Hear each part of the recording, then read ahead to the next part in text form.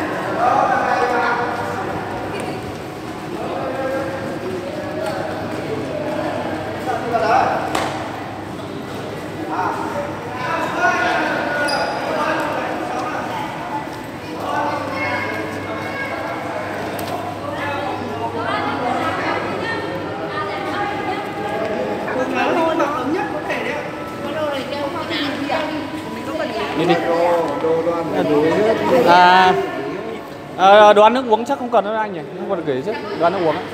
Nước uống mỗi người cầm chai, đồ ăn gửi lại thôi. Cần chai nước, còn gửi lại.